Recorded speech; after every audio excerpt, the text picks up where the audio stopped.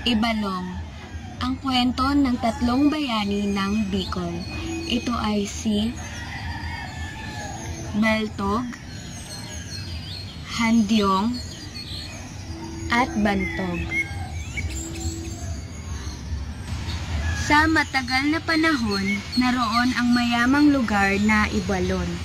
Walang bagyo, maganda at may mayamang lupain.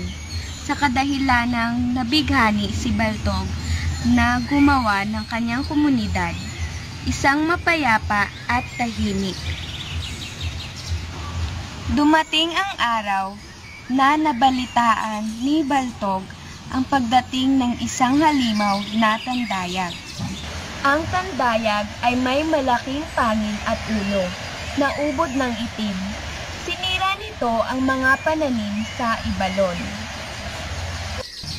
Tandayag, kung ano man ang iyong pakay sa Ibalon, maaari mo nang kalimutan kung hindi. Ha ha ha ha ha. Kung hindi ano?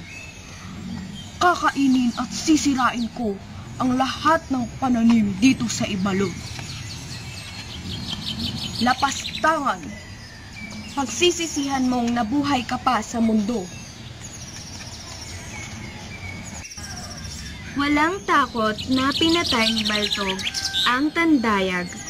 Ang pugot na ulo nito ay ginawang dekorasyon sa kanilang komunidad. Bumalik ang masaya at mapayapa na Ibalon. Nagdaan ang maraming taon, nagbalik ang pangamba sa Ibalon. Ang dambuhala na may isang malaking mata ang bumulabog sa tahimik na Ibalon. Gustuhin man ni Baltog na siya ang tumapo sa dambuhala, ngunit dahil sa katandaan, siya'y wala ng sapat na lakas. Kaya't si Handyong, ang mandirigmang mahusay mamuno, ang nilapitan ni Baltog upang siya'y tulungan. Inabot ng 10 buwan na walang pahinga si Handyong, na ilang beses nang nakalaban si dambuhala. Nang magkatagpo ulit ang landas ni Handyong at ng dambuhala. Ang lakas din ng loob mo. Ilang ulit na kitang natalo. Sinuswerte ka dahil buhay ka pa. Sinusumpakan, ito na ang huling araw mo.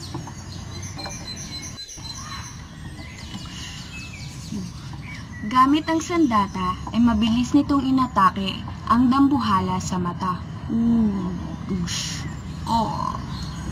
Dahilan ng pagkamatay agad ng halimaw.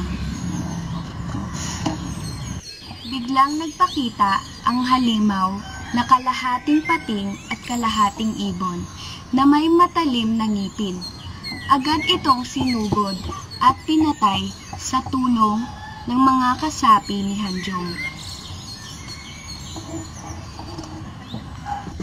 May isa pang natitirang kalaban, si Oriol. Kailangan nating patayin upang may balik ang katahimikan sa Ibalon. Bumalik na kayo sa komunidad. Mag-isa kong papaslangin, si Oriol. Mag-ingat ka, pinuno. May kakayahan siyang kunin ang atensyon ng kalalakihan at maaaring kalimutan mo ang tunay na pakay mo sa kanya. Hindi yun mangyayari. Asahan nyo. Si Oriol ay isang mapandinlang, taksil at mandaraya. Kakayahan niya na mag-anyong magandang dalaga.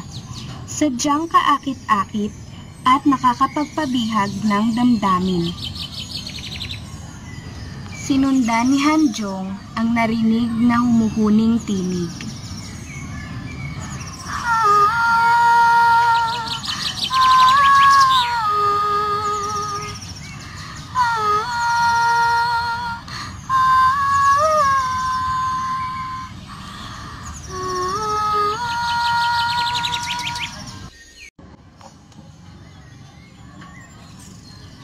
Tama nga sila.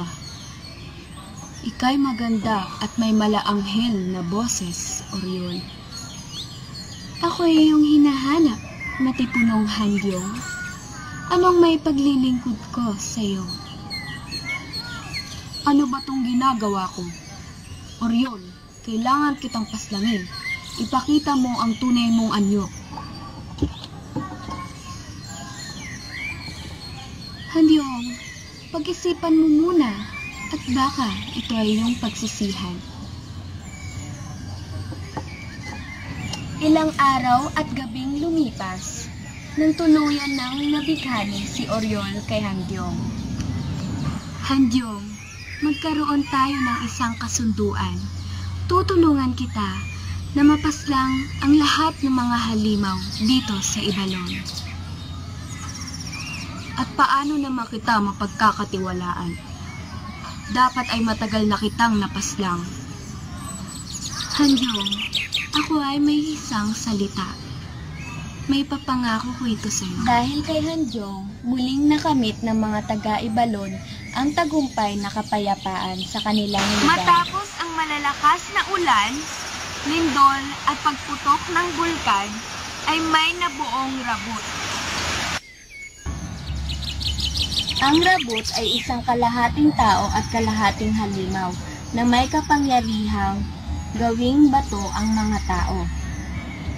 Nagmamasid si Bantong sa kinaroroonan ng rabot at nakita niya ang mga taong ginawang bato. Habang natutulog ang rabot, mabilis na hinati ang katawan at napaslang ito ni Bantong. Dahil sa aking talino ng pakikipaglaban, si Bantong ay ang huling bayaning nakapagkamit ng kapayapaan at katahimikan sa lugar na Ibalon. Matapos ang mga labanan, sa huli ay may katahimikan at kapayapaan ang nagisnan ng mga taga-Ibalon.